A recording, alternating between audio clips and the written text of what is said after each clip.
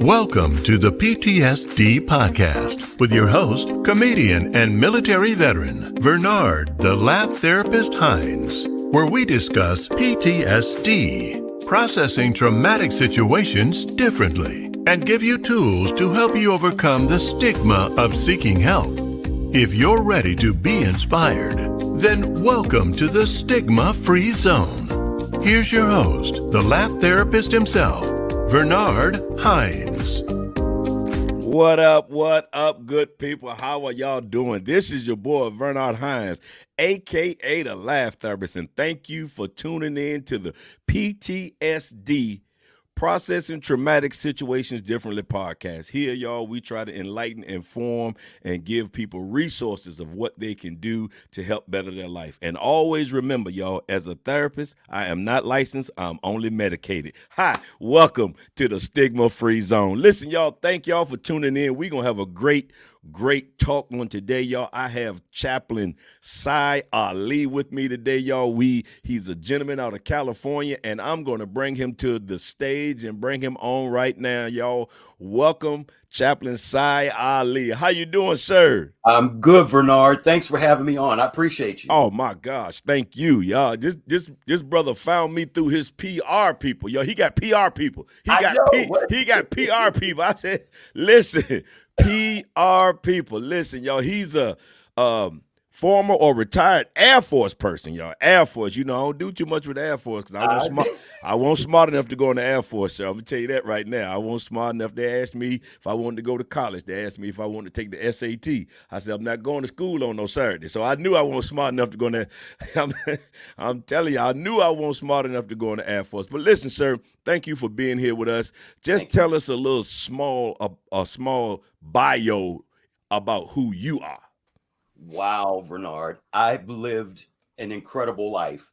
At the end of the day, when I look back at everything I was able to accomplish, I spent 11 years in the Air Force. I actually had two separate stints. I went in right out of high school in 79 and got out in 86 and went back in 1999 and then got out in 2003. So I was in the Air National Guard in Washington, D.C. when 9/11 happened. So yesterday, I always feel a certain way on 9/11. Yes. But I did 11 years. And I got out to become a professional wrestler. So I wrestled professionally for like 16 years.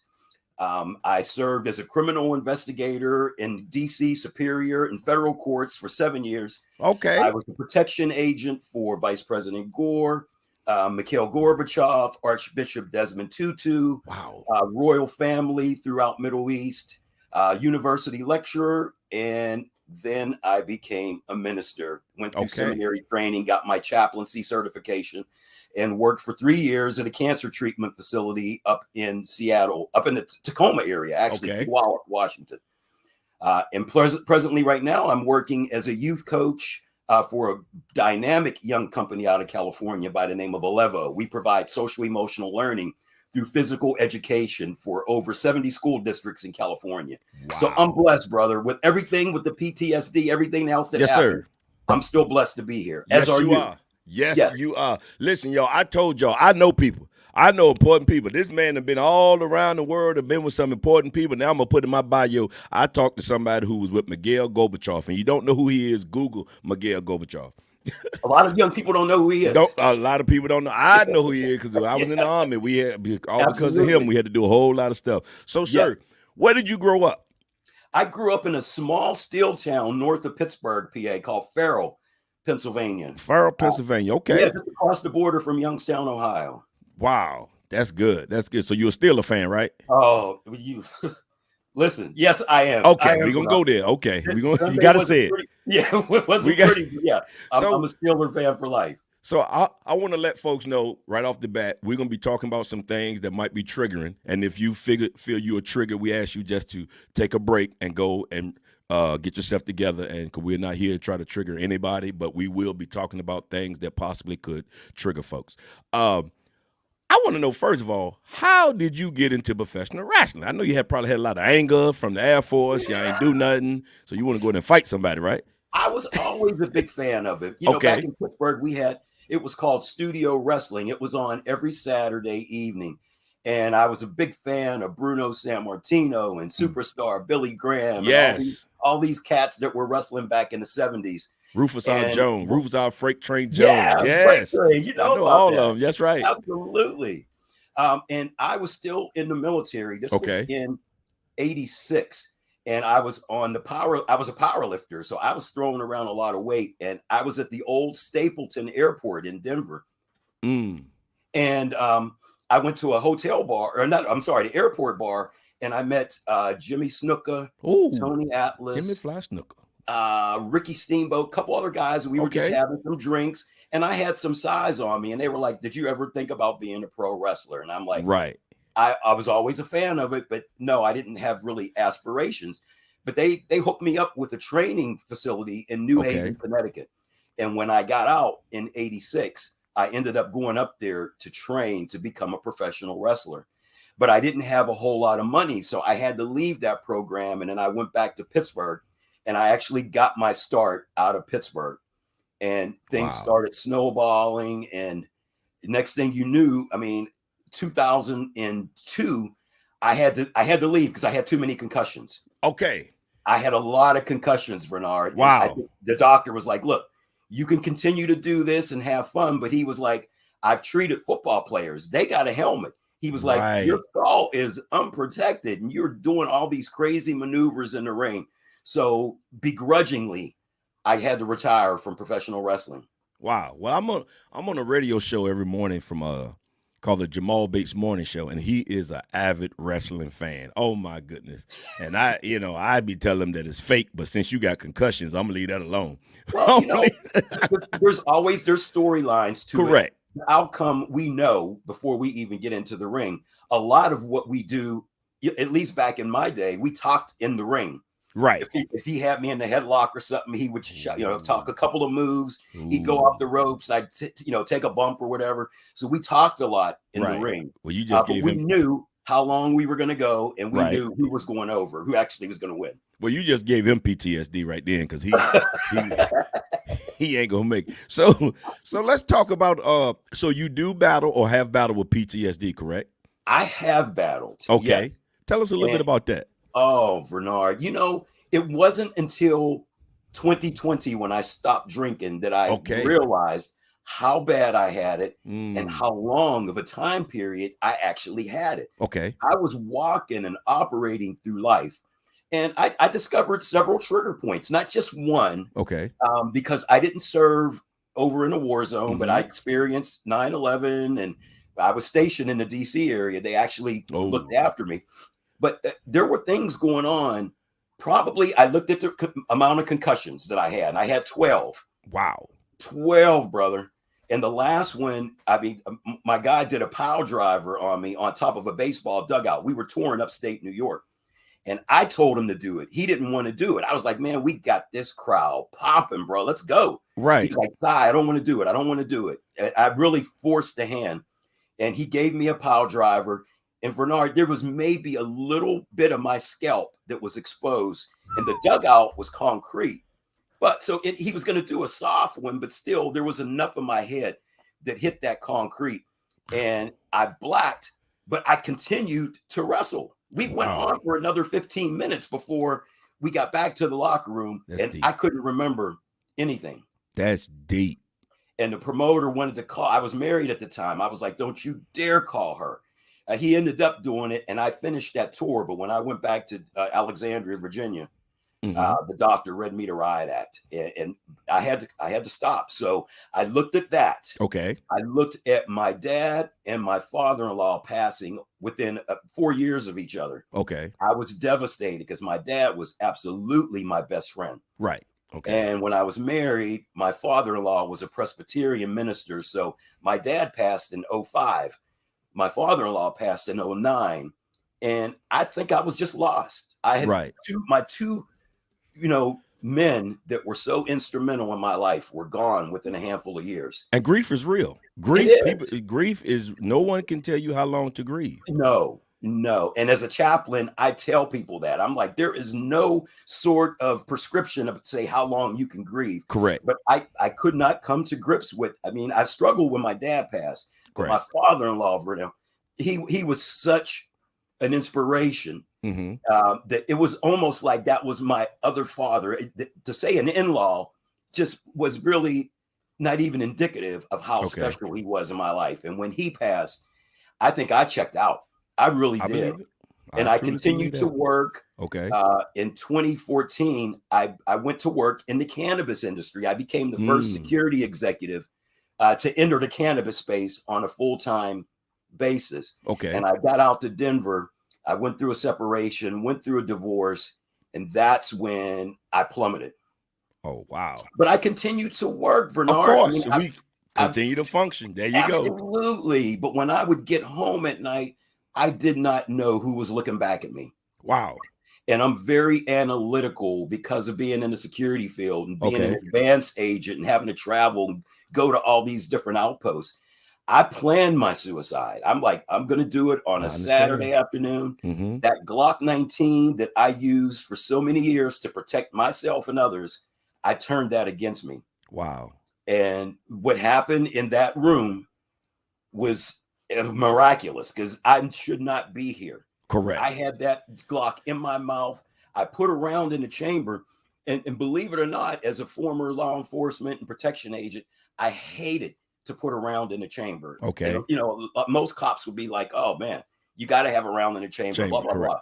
But I didn't. And so when I put that round in the chamber, I'm pretty sure I got God's attention because he was like, okay, he's going to do this. And I had a big old bottle. I had a Grey Goose bottle on my desk. I never even opened nothing, even though I worked in the cannabis company, no drugs, nothing. I said, I'm not going to be self-medicated. I am going to do this. Wow. And I had the trigger. I had my finger on it. And when I thought I pressed the trigger, everything in that room went completely dark. There was no movement. I had of 75 cameras, to cover my facility. I was in my office and everything went dark. And I was like, oh, okay, maybe this is transitional. And then I felt the presence of two individuals in this space with me. And it was almost like the aroma, the scent was very, very familiar. And God dispatched my dads to come down and talk sense into me. Wow. Because I felt when I was in my chair, I felt somebody was like crouching in like a kneel position, almost like a coach. And then somebody was behind my right shoulder with their hand on my shoulder. And I recognized the grip as my father-in-law. And they were like, my dad was mad, but I can only hear like faint voices. And my dad was a cursor, man. He would, when I got into the military, there was nothing that my drill instructor can do to me. Right. My dad would rip me up one side and down the other, but he wasn't cursing. I can hear voices. He was very disappointed. And my father-in-law asked me, he said, son, do you realize what you were going to leave behind in your wake? Wow. And before I can answer, Bernard, it was like an old-fashioned projection screen like my grandparents would have when they go on their trips and we would have to watch home movies. Okay. I saw my whole life from birth to death.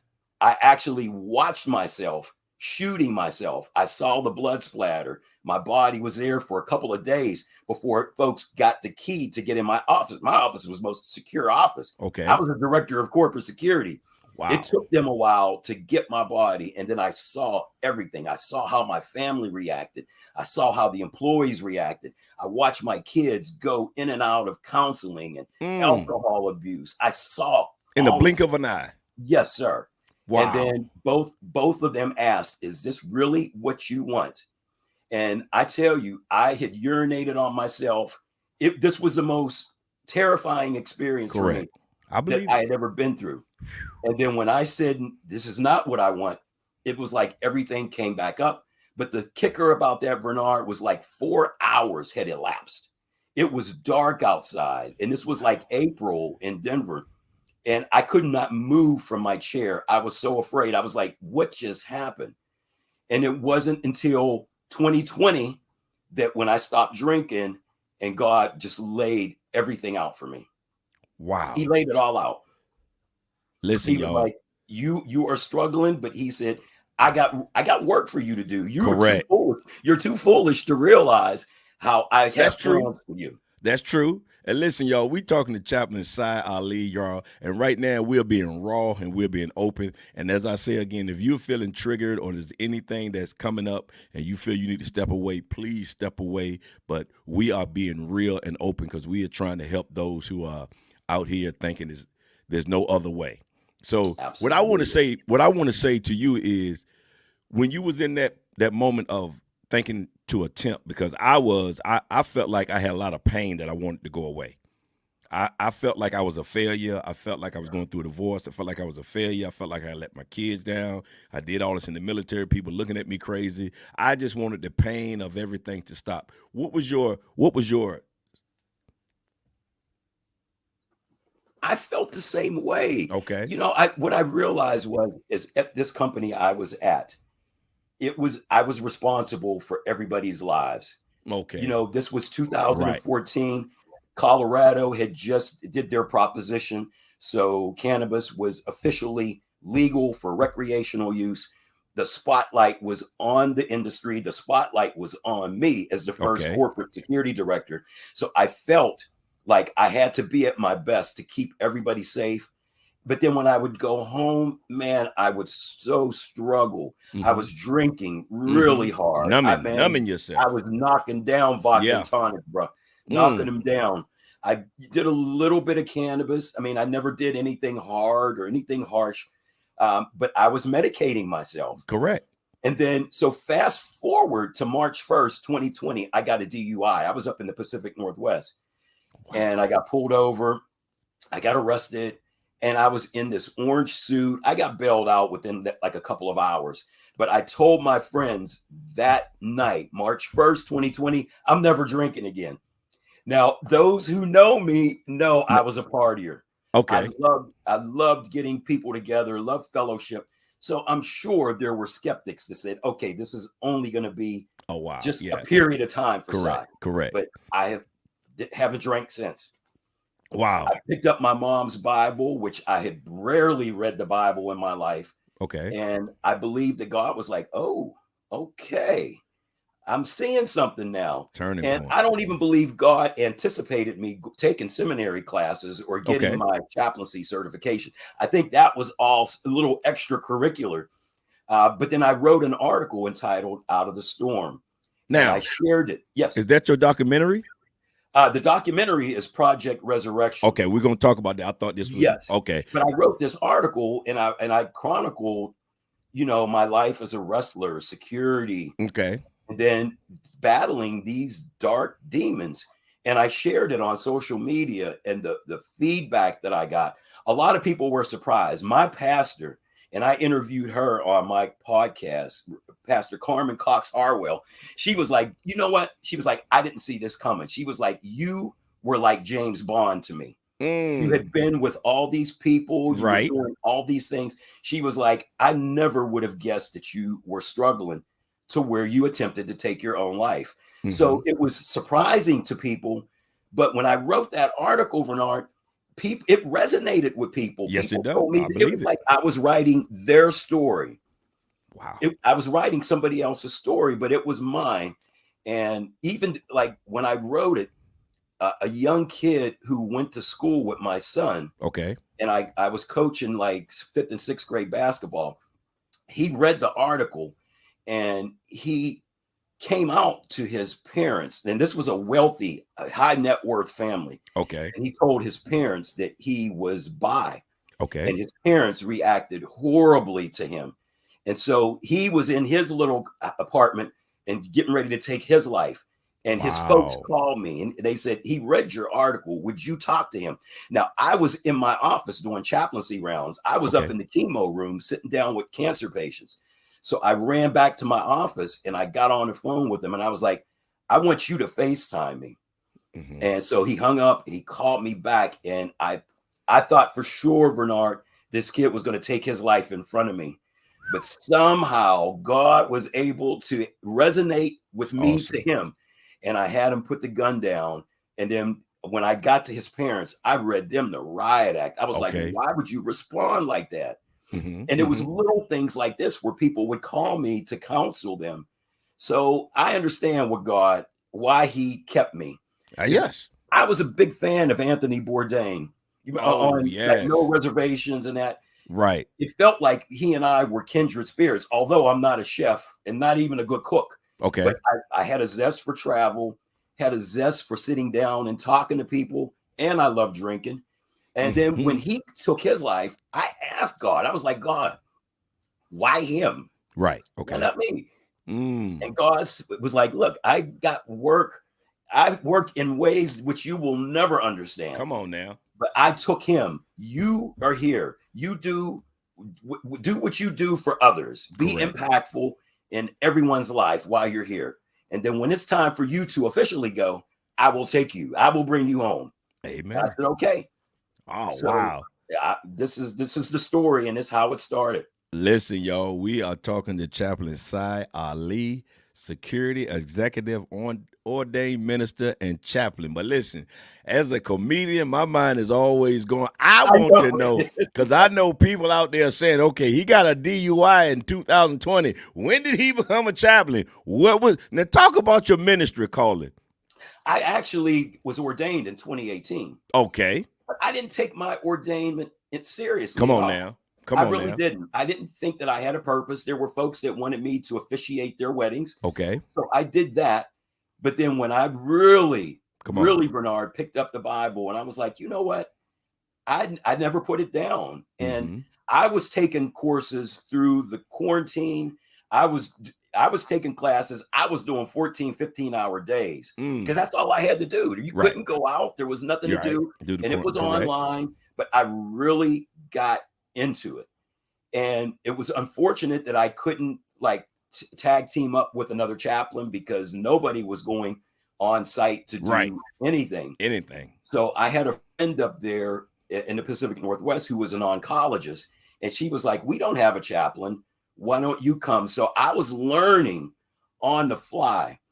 I went through first and I was carrying my Bible and people would run from you. Right. So I stopped carrying the Bible when I was doing my rounds, and I would just sit and talk to people. And the one thing that the chaplaincy training taught me was to be a good listener. Yes. Come on now. Just listen, because sometimes people just want to talk. So I don't even have to. I have a couple of cancer patients that just weren't necessarily looking for spirituality or trying to get closer to God. They just wanted to talk and wanted somebody to listen. So my biggest takeaway from my chaplaincy training was to actually just listen to people. Correct. And when it was time for me to add a little bit, add to it, I would. And I think they appreciated that. And then they would start talking more. I mean, because I got cancer patients from palliative. So they were already deemed to be terminal and had X amount of time to live. Wow. So that's when they would give me those patients to be able to sit and talk with them about their spiritual journey, whether they were close to God or whether they weren't, whether they wanted to be a little bit closer while they were going through their journey on this. And it just sparked, because it helped me to minister to others. Because I just recently lost my last cancer patient in June. She was the last one I had. I had 20 up in the 20s, like close to 25. Some people were really into it and some people just wanted me to pray with them. But I had this last cancer patient who started when I picked her up in 21, I think September of 2021. Somebody had told her that God, if he didn't like you, he would give you cancer. Wow. And I was like, whoa. Wow. Time out. I lost a lot of people with cancer who were ministers, who were godly and walked righteous. That's right. So I said, whoever told you that, shame on them.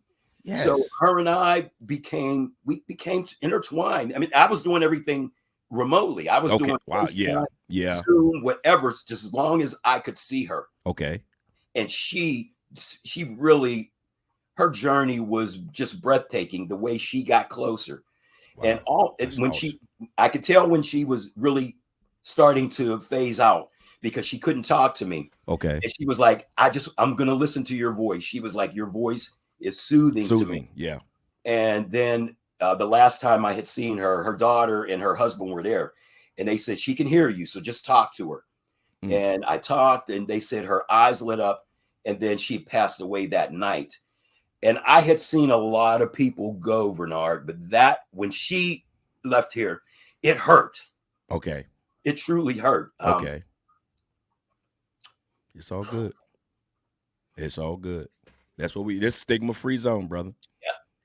Yeah. Because I learned through her. Mm-hmm. And I thought I had cancer. I thought I had prostate. Okay. But it turned out I didn't. And I found her ministering to me. She was like, if you get this, you're good. I mean, she was actually ministering. Right. So the work, it wasn't necessarily, I didn't look at it as my work. I looked at it as God's work through me to her.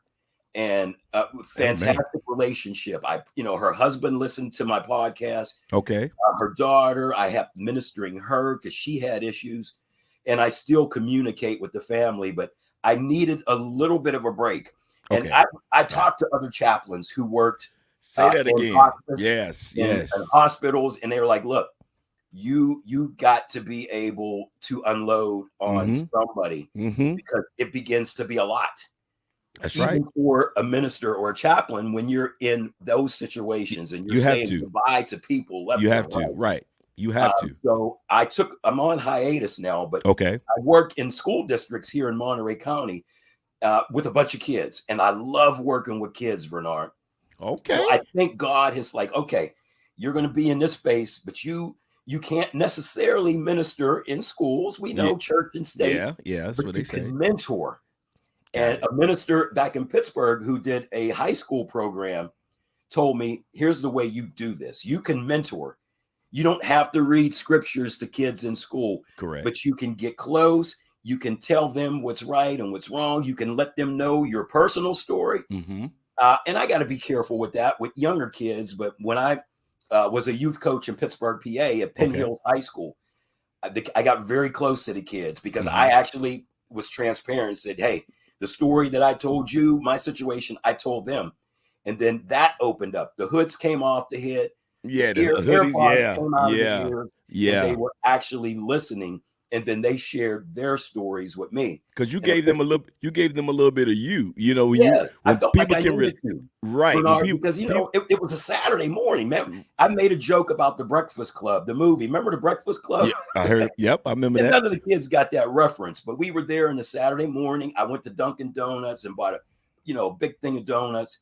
And there had been several shootings involving students, so they lost a lot of kids. Wow. In a short period of time, so they had shut down, and it took a while for me. But once I got to them, man, the floodgates opened up. And a young 15-year-old female who was a freshman rolled up her sleeve and showed me her arm and all the slice marks on her arm. And I said, okay, this is real. Right. And then I shared my article with them. And then I had them write articles about their lives. And it was a beautiful thing. It really was. You'd be amazed. It opened up doors. So when I came out here, I got recruited because from a small security firm, but things didn't work out there. Okay. And as opposed to me going back to Pittsburgh or going to Pacific Northwest, I stayed here, Bernard. I went to a veterans homeless shelter in Marina, California. I was homeless for like 9-10 months. Wow.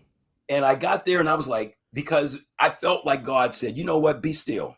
Don't get on a plane. Don't go. Because I felt I'm nomadic. I've been living all over, and I'm Arabic. And my grandmother said when I was young, I ran away on a Greyhound and came back and got the bejesus beat out of me. My grandmother said, okay, there's the Bedouin of the family. Size the Bedouin. Okay. So I've been moving around, but it was like God told me to be still.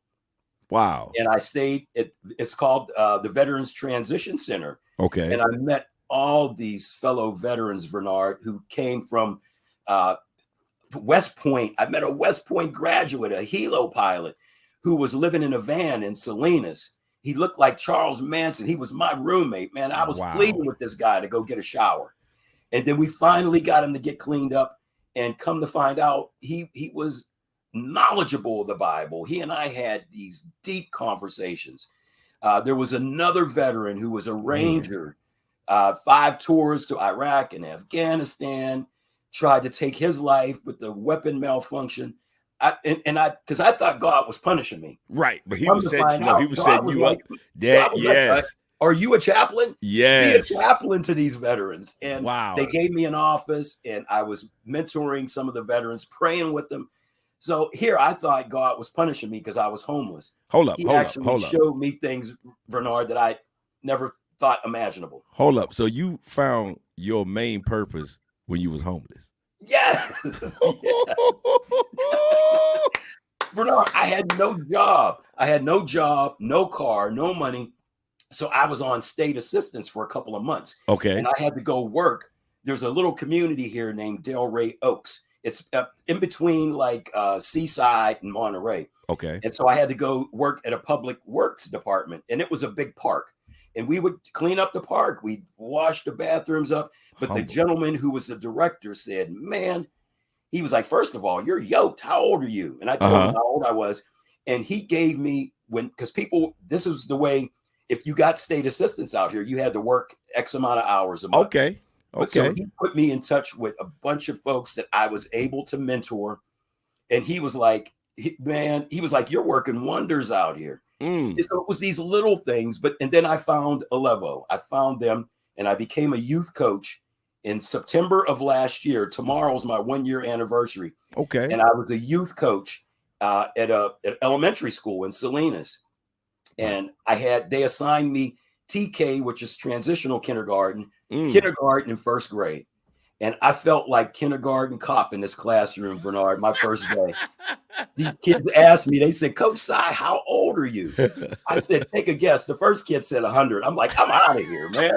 Kids are honest. 100. And one little girl, she said 32. So she was my favorite. Right. They asked me, they looked at my arms. Coach Sy, they said, do you eat earthworms? I said, what? I said, earthworms? They said, yeah, you got them in your arms. How did you get those earthworms in your arms? I mean, I fell in love with these kids. Right. Fell in love with them and became like one of the more popular coaches at 60 some years old. And then I got promoted to a manager. So now I go to schools and deal directly with principals, and they analyze our program because we put these youth coaches in. We do like lunch recess. We take 3 hours. We do morning classes, and we do after school programs. So I'm basically the troubleshooter. So I got like 40 schools that I deal with. I love my job, man. I get to work with young people. I get to mentor folks. God has been good. And I think sometimes I think that I'm doubting whether God's really working for me. And I think God finds that interesting because he was like, just look at what's transpired in your life. I've sent you all over the world. You got a frame of mind that's, that stretches the whole globe. You traveled everywhere. You got to do all these different things. I mean, I was in a couple of movies back in Pittsburgh back in the day. So I've really lived a fantastic, if God took me tomorrow, Bernard, I would be okay. Okay. Well, we're not asking him to do that because I know we got more work for you to do. I understand. We truly understand what you're saying. You have no regrets. I mean, you have done the work. You came from, as you said, nothing to something. It is powerful. But listen, talk about your documentary. So when I wrote the article, there was a young man. His name is Danny Hickton. Okay. He worked in the cannabis industry with me. His father was a U.S. Attorney General back in Pennsylvania. Okay. I said when I first met him, I worked at Dixie Brands in Colorado, and he came there. He was like an intern. I was like, "You're in the weed business, and your dad is." I said, "Does your dad know?" I said, "What are you doing?" But he was really bright. So I mentored him. He went back to Pittsburgh and got his JD degree at University of Pittsburgh. Okay. And he was the one who said, Sy, your life is worthy of a documentary. So in September of 2021, I left Pacific Northwest and went back to Pittsburgh, and we started filming. But it's, we just didn't have the money. Okay. really, I mean, we're about a quarter of the way done. So I just started doing the podcast. I'm hoping at some point to get sponsorship to help funnel some funds in so I can pay my crew to come out. Correct. And then I was worried that it wouldn't get done, but I've heard other filmmakers say a documentary can be 5, 6, 7, 8, 9 years in the works. But so don't give up on it. Keep adding to the story, keep adding to it. And there's more layers because when I wrote Out of the Storm, one of my pastors, mentors was like, your story's not over. Don't just end it and say, okay, I'm okay, I'm there, because there was more. She was right, that I was homeless, that I was working with these young people. So it's a continuation, and it'll get done. Okay, I believe it. It will get done. Because you seem like a person that's, your tenacity is, but you're not going to rush it, but you're going to make sure that it gets done and it's going to get done right. I tried to rush it, but now I've learned, again, God said, be still. Right. And just let the process, trust my process. Stop doubting. And I've stopped doubting. I'm officially, I don't doubt anymore. Oh, wow. That's good. Listen, y'all, we talking to Chaplain Sy Alli, security executive, ordained minister, and chaplain, ex-professional wrestler, homeless, suicide attempt survivor. Listen, y'all, this man has a wealth of knowledge. Who are you trying to reach? At first, I was just trying to reach veterans. Okay. But now I understand the different faces of PTSD and depression. Yes. I really wanted to interview that young 15-year-old from Pittsburgh, but I wasn't able to get her. I wanted her to tell her story because when I left, one of the youth mentors said she got up in front of her class and read her story. So you talking a 15-year-old. I interviewed our church elder. She's 75 years old. When she heard me talk, her triggers set off and she realized how she was battling. I want to show the different faces. I want to show my fellow brothers and sisters who served. I want to show young people who battle. And I want to show everybody, because their PTSD and depression knows no bounds. Come on now. Knows no socioeconomical limit. They never know any of that. Life don't care about PTSD, and PTSD don't care about life. They're going to happen. Not at all. So I want this to be, if my story resonates with others, or it has them say, this guy had it going on. He battled, he got through it by the grace of God. I mean, it could have gone the other way. God could have sat back and just let me blow my head off, but he didn't. So I feel like he gave me a chance to reach out to others. Wow. Because, Bernard, think about it growing up. When I would get beatings, I was told, do not shed a tear. At all. So shut up before I give you something to cry about. Absolutely. Shut up before I give you something to cry about. Yeah. So when my grandmother died, and she was my rock. Okay. I didn't show emotion in her funeral. I just was taught to not really show emotion. It looks, you're perceived to be soft if you show emotion. Yeah. And I don't know if that was just prevalent in the Black community, because I hear a lot of my, white friends say, yeah, we felt the same thing. Oh, wow. Maybe that was just a generational thing. Right. Don't cry. Men don't cry. So I didn't show any emotion. It wasn't until a few years ago that I just said, you know what? If I write this and I talk about it and somebody perceives me to be weak or whatever, that's fine. So be it. But I'm going to tell the story, because there's people listening, and they may not acknowledge me. But if they're listening and they grasp it, I'm doing exactly what God wants me to do. That's right. And that's all that matters. You are doing what God wants you to do. Absolutely. That's it. Listen, talk about Alevo. Alevo, yeah. Alevo. Okay. Talk about Alevo. Yes, it used to be called Sports for Learning. Two Irish gentlemen came to the U.S., I think as young kids, and they went through school and they said school was boring. So they wanted to add more sports for their emotional stability.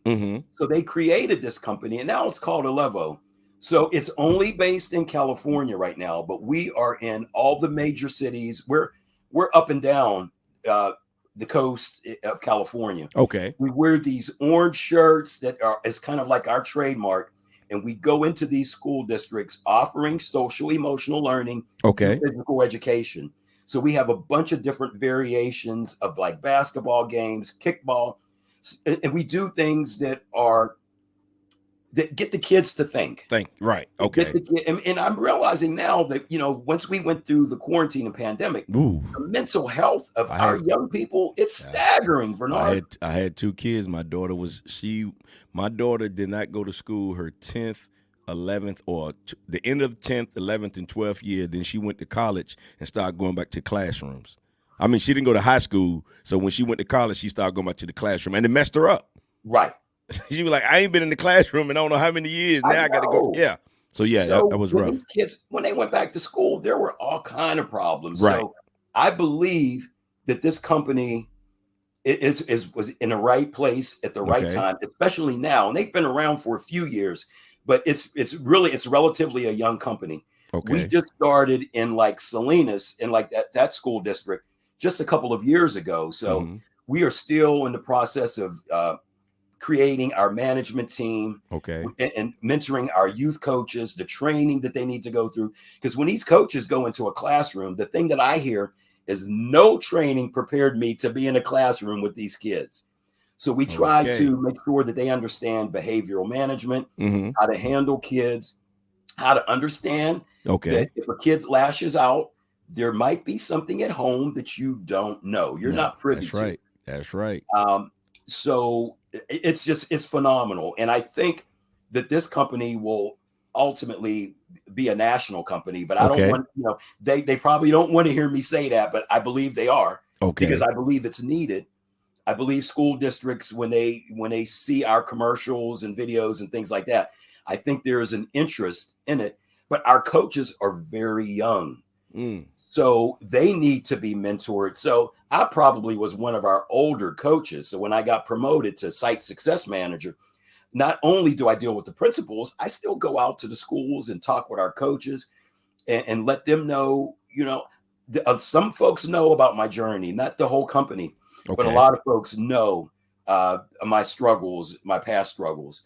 So the kids, for some reason, Bernard, maybe it's my soul that's lit up and the kids see this. But the kids come to me. They can see your passion, your energy. It exudes. Absolutely. I learned that word yesterday, exudes. It's exuding. I love it.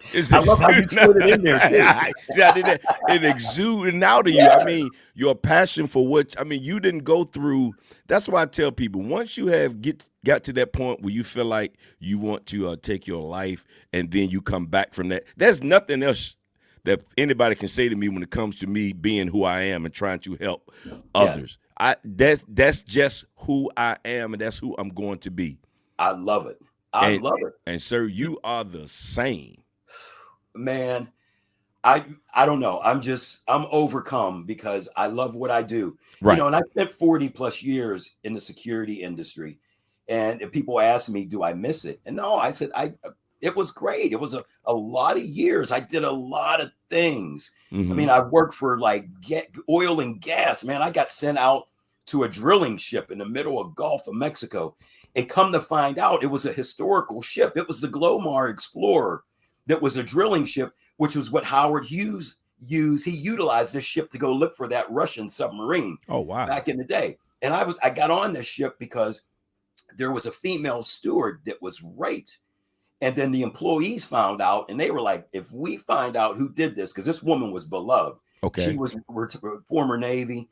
And they said, if we find him, we're just going to toss him over. So they sent me and a team of 3 other agents out there to kind of maintain the peace. I mean, these were the type of calls that I would get. I mean, I flew all over the world with horses who, traveled to like Australia and Dubai.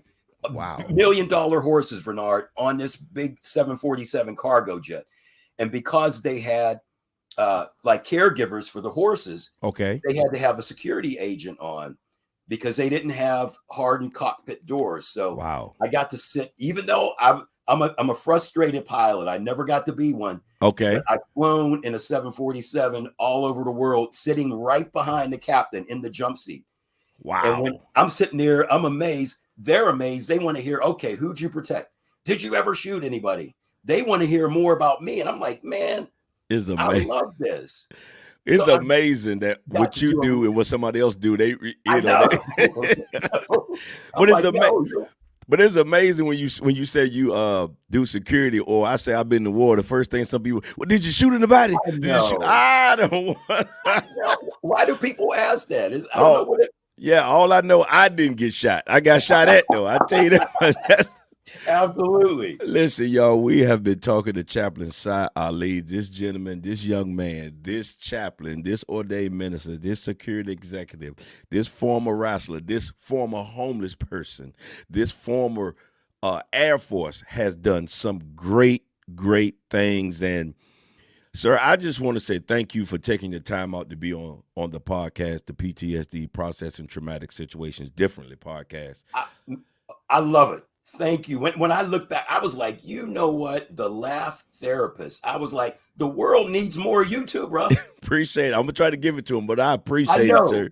I appreciate it. Listen, thank you. How can people follow you and get more information about who you are and what you do? Well, check out my podcast. My podcast is Project Resurrection, the podcast. Okay. I'm on all the different streams. I'm on YouTube. I don't have my website yet, but I'm working on that. Okay. And I looked at yours and I love yours. Thank you, I love your website. So I want to do something that's comparable. But you can find me, Chaplain Sy Alli. I'm on YouTube. Just look for Project Resurrection, the podcast, and you'll get an eye and ear full. Well, I mean, Project Resurrection. Well, you can get a sponsor. Your sponsor can be Viagra. You can resurrect. Yes. Listen. You might be joking. I might say, hey, come on now. But listen, I want you to close with this. If there's somebody out there who's thinking about giving up, there's somebody out there who's thinking they can't go, there's somebody thinking it's too heavy, it's too much, I just don't want to be here no more, give them some words or some inspiration that's going to keep them going. You've got to look to God. I mean, I know not everybody wants to do that, but everybody has a purpose, Bernard, even if you don't think you do. I didn't think I did, but obviously God thought otherwise. Seek help. Do not suffer in silence. Don't do as I do. Seek help, because that's everybody tells me, okay, why didn't you seek help? I'm like, I was in such a dark place. Come on now. I didn't want anybody to know. I'm protecting people. That's in right. places. That's career suicide for me. No pun intended. Correct. That's career suicide. But now I realize my transparency helps others. Feel free to talk about it. You have to talk about it. And there's missions for everybody. Even if you don't think you have a mission, everybody has a mission. Correct. But you have to let people know. Do not suffer in silence like me. Be transparent and seek help, whether it's through ministry, whether it's through psychology or psychiatry, whatever it is, whatever helps you. But you have to understand your trigger points.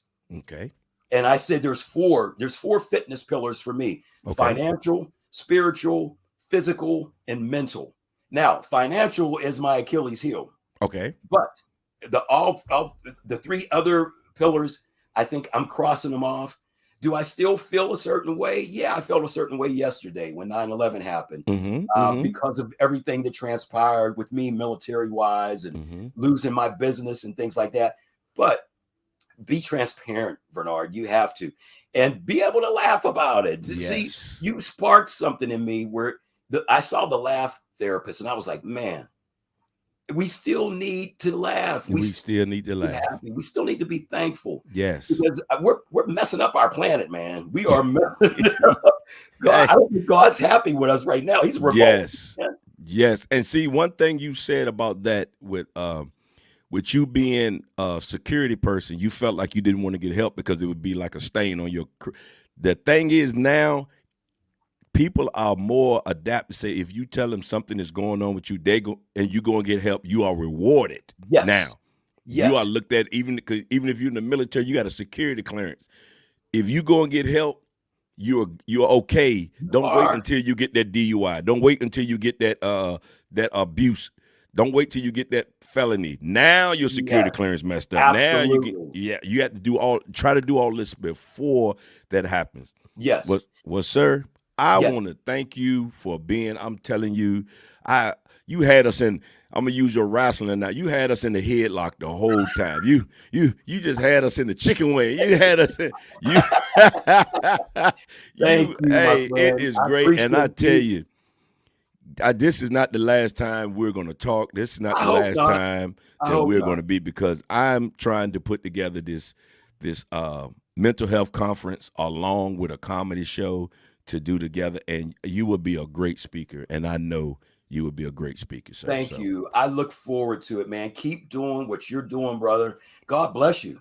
Thank you, sir. And right now, you are released from the stigma-free zone. Have a great day.